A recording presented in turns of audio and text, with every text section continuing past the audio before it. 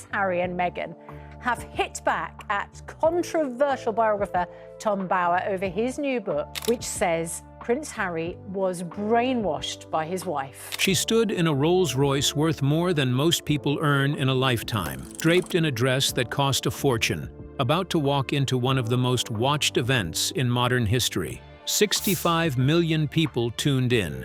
The streets of Windsor were lined with hundreds of thousands of cheering, weeping, flag-waving admirers. Ms. Meghan Markle making its way towards the west steps of St. George's Chapel.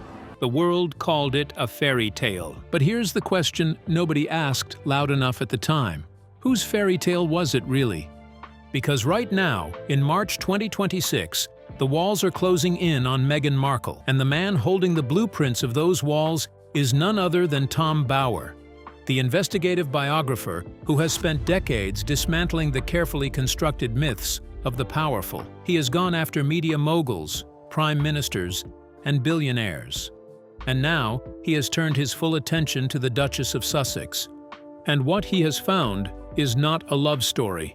It is a masterclass in calculated image management, built on a foundation that is finally, irreversibly cracking.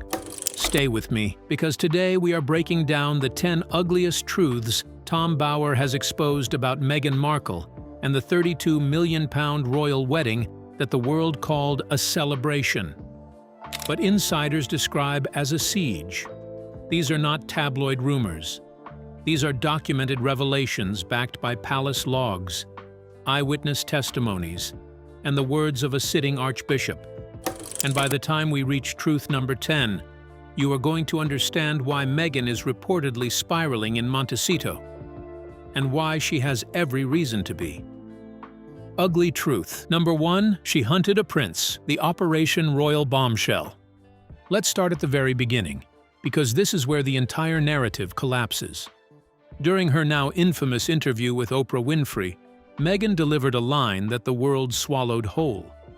She looked into the camera with calm, practiced sincerity and said, "I didn't know much about the royal family. I didn't Google Harry." Stop right there. Tom Bower's research, sourced from socialites, former colleagues, and insiders embedded in London's elite social circles, tells a story that is diametrically, almost shockingly opposite to that statement. According to Bower, what he calls Operation Royal began not in 2016, not in 2015, but as far back as 2013. That was the year Meghan's first marriage to film producer Trevor Engelson collapsed.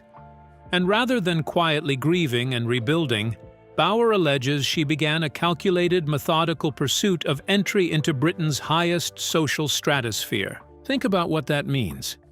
While she was telling Oprah she didn't Google the man she would eventually marry, Bower's sources say she had already spent years studying his psychological profile. She knew Prince Harry was haunted by the death of his mother. She knew he was consumed by guilt, by rebellion, by a desire to escape the constraints of the institution. She knew he was passionate about Africa and deeply invested in philanthropic causes. She had essentially written a blueprint of his emotional vulnerabilities before she ever sat across from him at that blind date in London's exclusive Soho house. When they finally met, arranged through a mutual contact, Bower argues she wasn't walking in as an actress hoping for chemistry. She walked in as a strategist who had already done the reconnaissance. She played the role of the perfect humanitarian soulmate so convincingly that Harry, a man who had been searching for a partner in his rebellion and a substitute for the maternal figure he had lost, was reportedly hooked within hours. Ask yourself, does that sound like someone who didn't Google him? Social media archives from before 2016 show Meghan's deep fascination with British high society. Photographs, posts, connections, a digital trail that paints a very different picture from the wide-eyed, innocent American actress who wandered accidentally into a fairy tale. Bower calls it the greatest role of her acting career. And unlike her time on Suits, this performance had real-world consequences worth hundreds of millions of pounds. Ugly truth number 2. The car that sent a message to the Queen. Now we get to the wedding itself, May 19, 2018. And we're going to start with something that most people overlooked entirely on the day: a car. Not just any car. A Rolls-Royce Phantom 4. Here's what you need to know about the Phantom 4. Only 18 were ever produced. It is one of the rarest vehicles in the Royal Mews. And here is the detail that made palace insiders go pale. It was the preferred vehicle of Wallis Simpson. If that name doesn't immediately register, let me jog your memory. Wallis Simpson was the American divorcee whose relationship with King Edward VIII became so scandalous, so constitutionally destabilizing, that the king abdicated his throne in 1936, nearly destroying the British monarchy in the process. She is arguably the most controversial American woman ever to intersect with the House of Windsor. She is a figure the royal family regards with a particular combination of dread and contempt. And Meghan Markle chose her car. According to Bauer, the royal household did not simply accept this decision passively.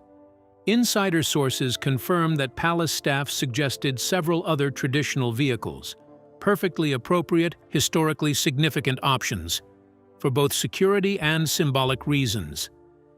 Meghan reportedly refused them all. She insisted on the Phantom 4. Was it coincidence?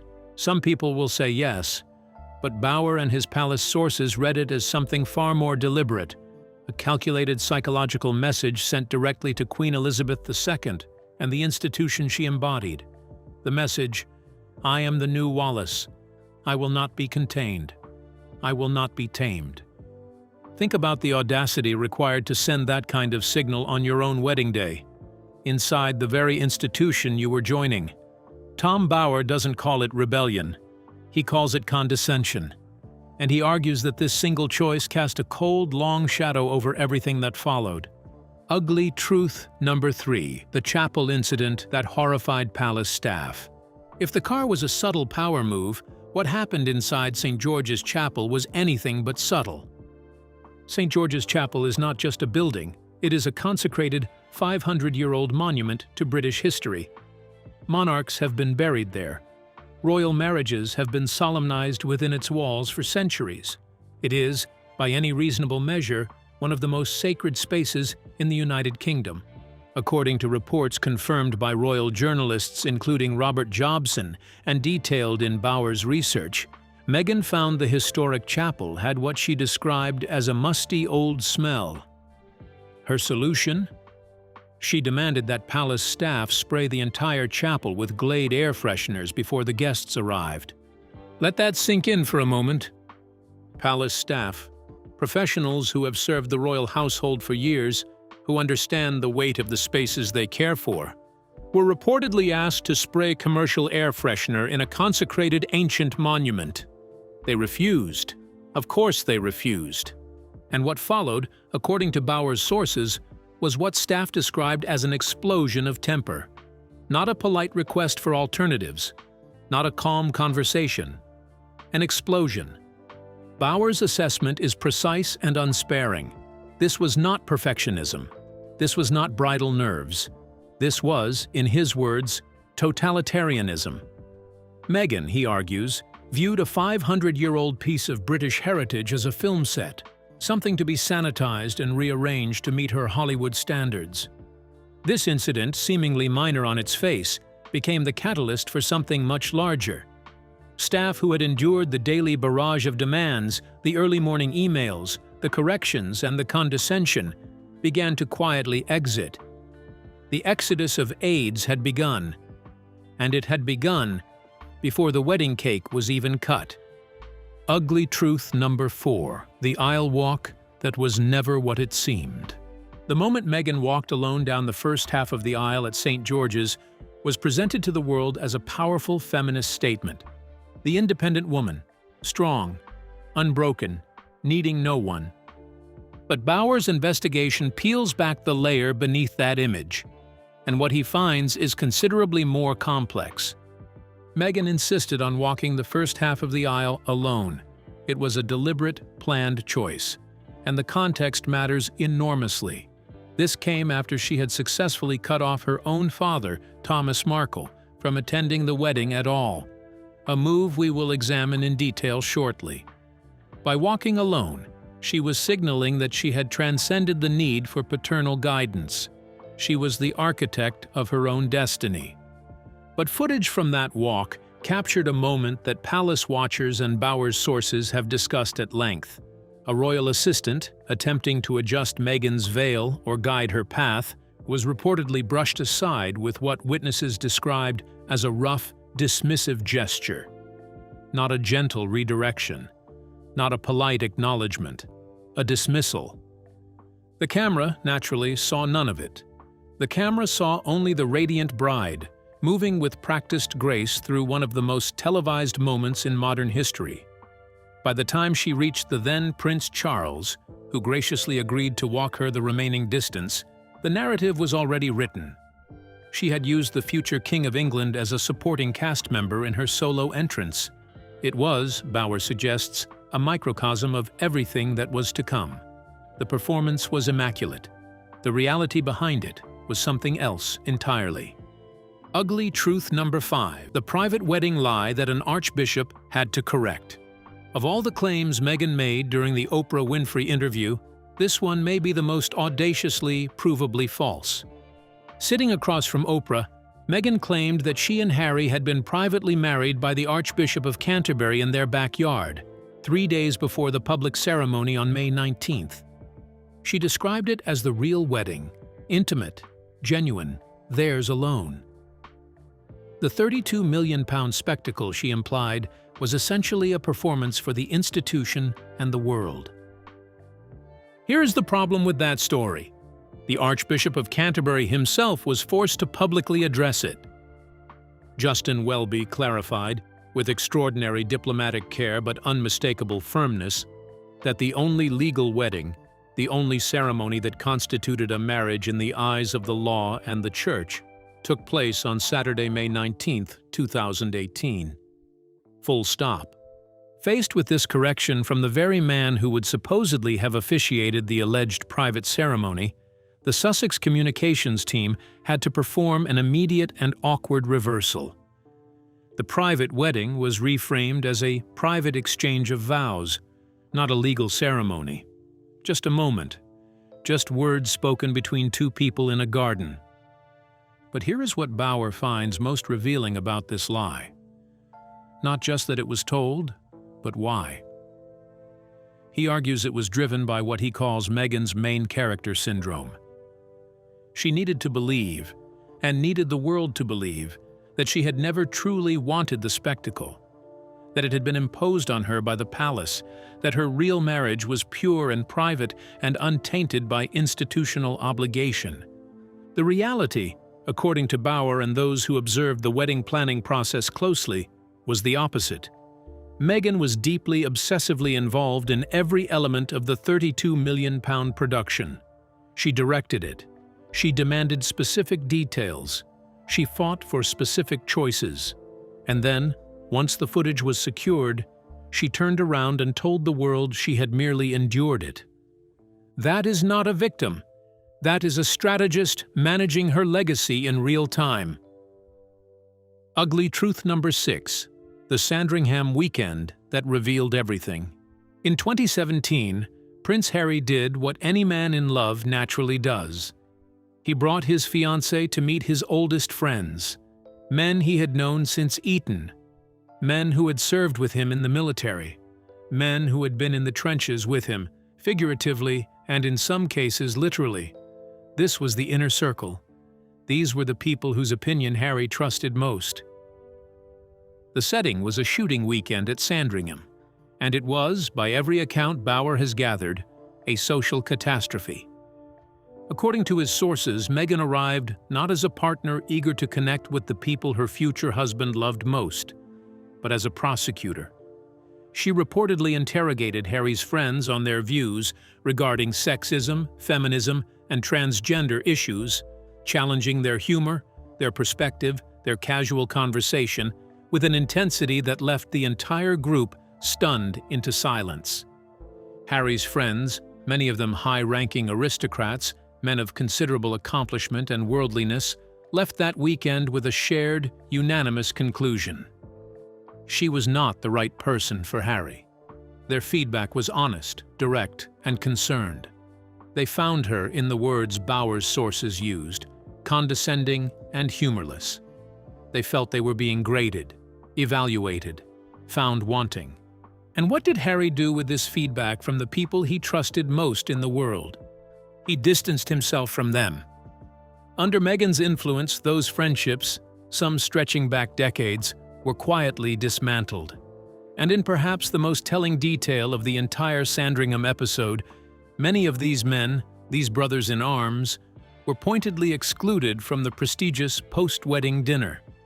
They had been recast in the Sussex narrative as the problem, as toxic, as people who didn't understand or support the relationship. Harry had been systematically separated from his anchors. One by one, the people who knew him best, who might have offered a countervailing perspective, were gone. What was left was an echo chamber of two, and the dominant voice in that chamber was not his. Ugly truth. Number 7. Thomas Markle, the father who was managed out of the picture. The story of Thomas Markle and the 2018 wedding is one that the media largely told as a tragicomedy. The embarrassing father, the staged paparazzi photos, the last-minute health crisis. It was messy. It was uncomfortable. And it gave Meghan a ready-made narrative of a difficult family she had to navigate alone. But Bower's investigation frames the Thomas Markle situation in a considerably darker light. According to his sources, Meghan was not a daughter trying to manage a difficult situation. She was, Bower alleges, deeply ashamed of her father's appearance. His working-class presentation, his lack of polish, his inability to fit the high-gloss Hollywood royalty image she was meticulously constructing. Thomas Markle, in her calculus, was a liability, and liabilities get managed out. What makes this revelation particularly striking is the involvement of then Prince Charles. According to Bower's reporting, Charles, a man who understood better than almost anyone the weight of family obligation and public duty, personally pleaded with Meghan to fly to the United States, reconcile with her father, and prevent what was becoming a mounting public embarrassment for everyone involved. Meghan allegedly refused. Her stated reason: security concerns. Palace staff, according to Bower, found that explanation hollow, a convenient cover for a decision that had already been made. The choreography that followed tells its own story. Doria Ragland, Meghan's mother, undeniably more photogenic, more camera-ready, more aligned with the modern narrative Meghan was crafting, was brought in just 48 hours before the ceremony. She sat alone in the front pew. She was the family. The picture was exactly what Meghan wanted it to be. The rest of the Markle family was left in the wilderness. Bower's conclusion is unambiguous. Thomas Markle wasn't excluded because he was a problem. He was excluded because he didn't fit the aesthetic. Ugly truth number 8. The tiara battle and the Queen's unforgettable response. We have all heard about Tiara Gate. It has been discussed, debated, and dismissed as a bridezilla moment, a story about a nervous bride wanting a specific piece of jewelry on her wedding day. But Tom Bower's investigation reveals that it was something far more significant than that. It was the first great power struggle between Meghan Markle and Queen Elizabeth II, and it revealed, in a single confrontation, the core of what would eventually break the Sussex relationship with the monarchy. Meghan reportedly wanted the Greville Emerald Kokoshnik, a stunning emerald-encrusted tiara with a history that palace officials found deeply problematic. The piece had unclear provenance, with rumored connections to the Russian Revolution. Palace protocol, upheld by the Queen's dresser Angela Kelly, dictated it was unavailable. Meghan reportedly pushed back, and Harry, framing it as defending his fiancée, made his now legendary statement, "What Meghan wants, Meghan gets." This was not a charming display of devotion. This was, Bower argues, a calculated assault on royal authority, a direct challenge to the established order of the institution Harry was part of. And the Queen was not amused. According to Bower's sources, Queen Elizabeth pulled Harry aside and told him directly and firmly, "Meghan cannot have whatever she wants. She gets the tiara that she's been given." In that moment, something crystallized for Meghan. She had encountered a wall she could not charm her way through, manipulate around, or pressure into compliance. The monarch herself had drawn the line. And according to Bauer, it was in that moment that Meghan began planning, not her wedding, but her revenge against the institution that had just told her no. Consider the trajectory from that point forward. Every subsequent conflict, every strategic leak, every public accusation, all of it flows from that fundamental rupture. The woman who believed she could have whatever she wanted had been told, plainly and unequivocally, that she could not. Ugly truth number 9. The Kate cry reversal. How an innocent woman was made a villain. This may be the single most strategically damaging lie of the entire Oprah interview, because its target was someone constitutionally unable to fight back. Meghan told Oprah that in the days before the royal wedding, Kate, the then Duchess of Cambridge, had made her cry over the issue of bridesmaids' dresses. It was framed as a pivotal act of unkindness from a woman who should have been welcoming. It cast Kate as the bully and Meghan as the vulnerable outsider, overwhelmed and alone. The story went global instantly. Headlines were written. Think pieces were published. Kate, by rule of royal protocol, the never complain, never explain principle that senior royals are bound by, could not publicly defend herself. She was a silent target. But here is what Bauer's investigation reveals, sourced from people who were actually in the room when the confrontation took place. Kate was not the aggressor. She was responding to a protocol breach. As a senior royal who had spent years meticulously learning and adhering to the rules that govern formal royal events, Kate raised a legitimate concern. Princess Charlotte's dress did not fit correctly, and Meghan was resisting the protocol requiring bridesmaids to wear tights at formal events. Kate, according to Bauer's sources, raised these concerns with professional directness. Meghan, described by those present as dismissive and condescending, overrode them. The atmosphere was tense. Kate was reportedly shaken by the interaction, not because she had initiated a confrontation, but because she had been met with a wall of contempt in response to a reasonable professional concern. Who actually cried in that room? Bauer's sources tell a very different story than the one broadcast to 65 million viewers. And then Meghan sat down with Oprah and reversed the entire narrative. She made the future Queen of England into a villain in front of the entire world, knowing full well that Kate could never publicly correct the record. Bauer calls this one of the most damaging and deliberately calculated acts of the entire Sussex saga. It was reputational warfare disguised as personal testimony. Ugly truth number 10, the bullying dossier, the document Meghan fears most. And now we arrive at the 10th truth. And this one is the most dangerous of all, not because of what it reveals about the past, but because of what it means for Meghan's future. In 2021, the palace launched a formal bullying investigation into Meghan's treatment of staff. The inquiry was serious. The testimonies gathered were, according to Bauer's sources, who have seen fragments and witnessed summaries, harrowing. Staff were reportedly reduced to tears. Some described shaking with anxiety at the prospect of interacting with the Duchess. Others spoke of 5 a.m. email barrages, terse, demanding, often condescending communications that left recipients feeling trapped and demoralized. Corrections and instructions delivered in a manner that left no room for dignity or professional response. The investigation was eventually buried. The stated reason? To protect the privacy of those involved. But Bauer suggests the burial served another purpose. It gave the palace a weapon, not one they intended to fire immediately, but one they could hold in reserve. Because here is what the palace has reportedly done under King William's direction. They have prepared a counter-dossier, time-stamped logs, emails, CCTV footage from 2018 to 2020. a comprehensive factual record of Meghan's conduct toward the people who worked for her.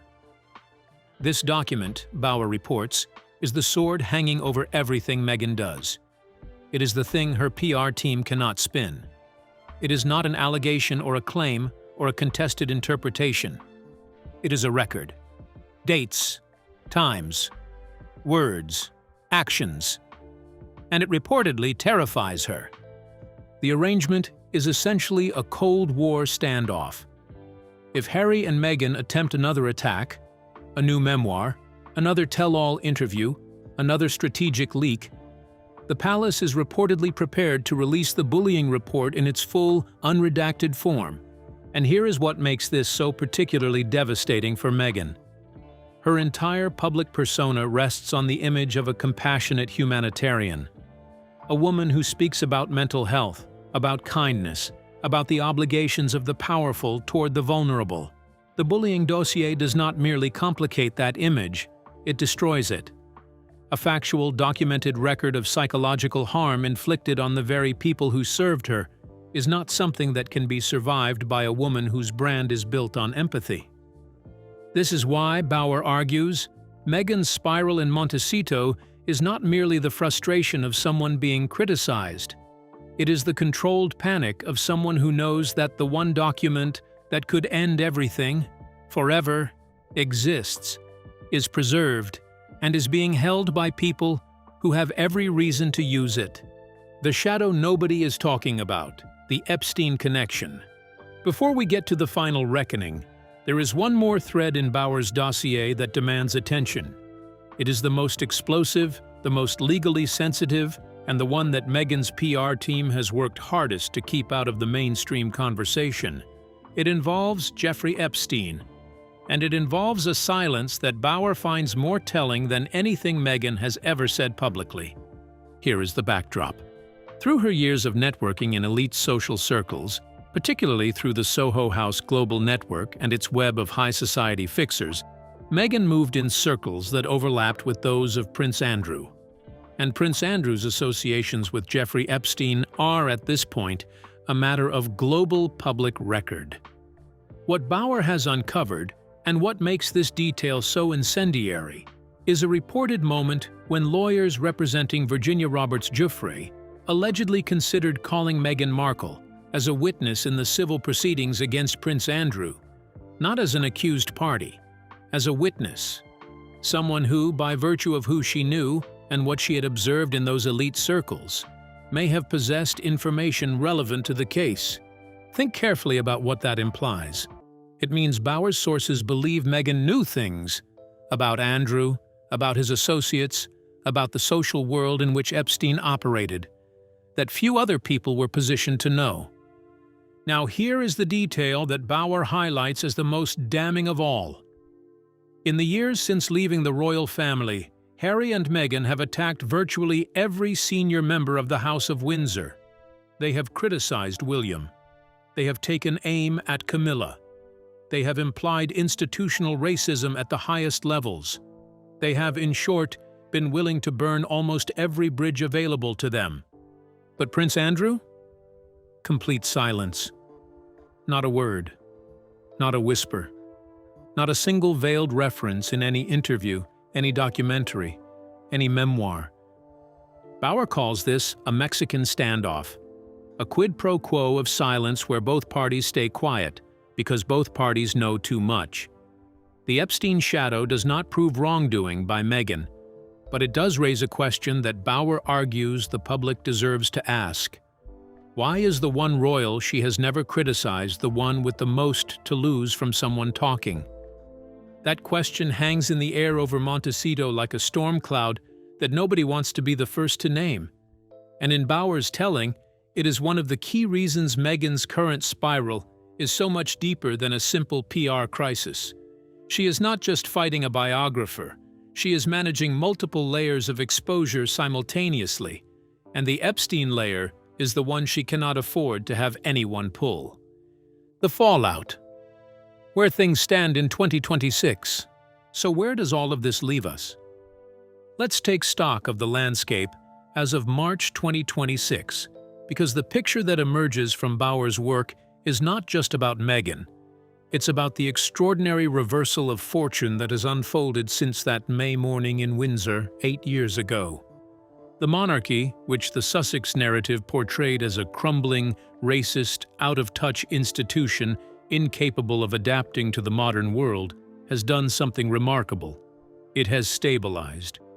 Under King William and Queen Catherine, the institution has returned to what Bauer calls a service-first model. The working royals are popular, the king and queen are admired.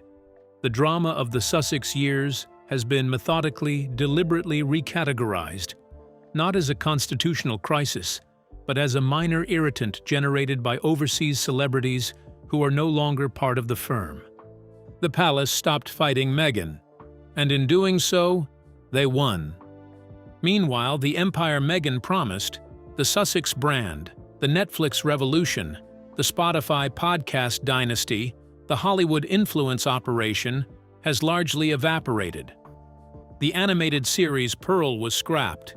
The Spotify deal ended with an executive describing them with words that have since become infamous.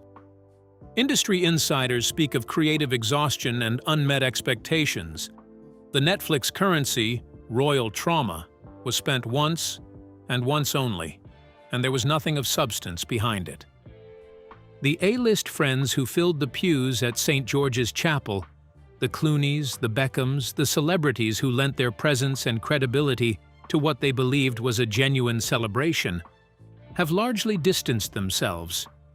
They are not interested in being collateral damage in a war between a duchess and a king.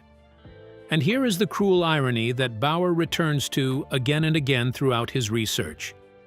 Meghan spent years accusing the royal family of isolating her, of making her feel alone, of closing ranks against an outsider. But look at where she stands in March 2026.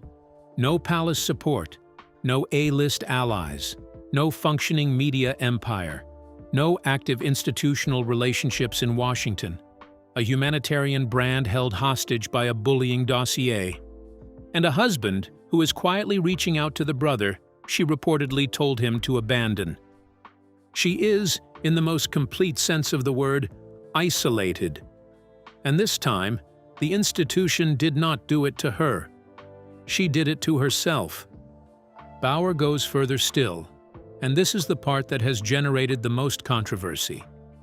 He suggests that Meghan's pattern of relationships follows a consistent, observable logic. She remains connected to people for as long as they are useful. Trevor Engelson served his purpose until her career took off. Thomas Markle served his purpose until his presence became a liability.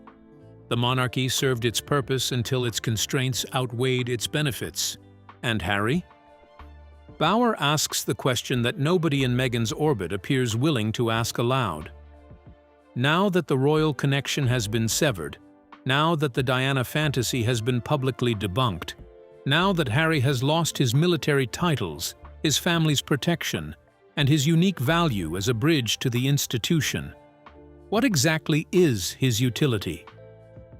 Reports from early 2026 suggest Harry has made tentative, private attempts to reconnect with King William. The palace's response has been described as icy. The Harry-shaped hole in the royal family has been filled. The working royals have stepped up. William and Catherine's children are growing into their roles and captivating the public in their own right. Harry is no longer essential to the institution's story. He is an exile, and Bauer suggests he may soon find himself an exile in his own home as well. The truth always finds its way through. Here is the most remarkable thing about everything Tom Bauer has uncovered. None of the core evidence he has produced required a whistleblower from inside Meghan's inner circle. None of it required leaked documents from Kensington Palace. The Archbishop of Canterbury is a matter of public record. The Rolls-Royce Phantom 4 is documented in the Royal Muse. The bridesmaid protocol is known to anyone familiar with royal formal events. The bullying investigation was reported at the time. What Bauer has done, painstakingly, methodically, with the precision of a biographer who has spent 4 decades holding the powerful to account, is assemble the evidence that was always there and hold it up against the story that was told. And the gap between those two things is, at this point, impossible to dismiss. Meghan Markle is not the first person to walk into a powerful institution and attempt to reshape it according to her own desires. She is not the first to use the language of victimhood as a strategic tool. She is not the first to discover that controlling the narrative is far easier when your opponents are bound by rules of silence and decorum that you yourself are not. But she may be the first to have done all of this at quite this scale, with quite this level of ambition, against an institution that has survived 1,000 years of political upheaval, 2 world wars, and multiple abdication crises, and that has learned over that millennium one fundamental truth about its enemies. You don't have to defeat them, you just have to outlast them. The £32 million fairy tale that the world watched on May 19, 2018, was not a love story. It was, in Tom Bower's telling, the opening act of a very different kind of drama, one whose final chapter is now being written not in the chapels and palaces of Windsor, but in the hills of Montecito, where a woman who wanted to be queen is reportedly watching the last pillars of her carefully constructed narrative come down, one by one, truth by ugly truth. The fairy tale is over, the spectacle has ended, and as Bower himself might say, the truth has a way of finding its way through, even when someone has sprayed the entire room trying to cover it up. If you found this video valuable, hit the like button and subscribe, because there is significantly more to come on the Bower expose, and the story is far from finished. Drop your thoughts in the comments. Do you believe Meghan's version of events? Or has Bower's evidence changed your perspective? Let us know. The conversation is only just beginning.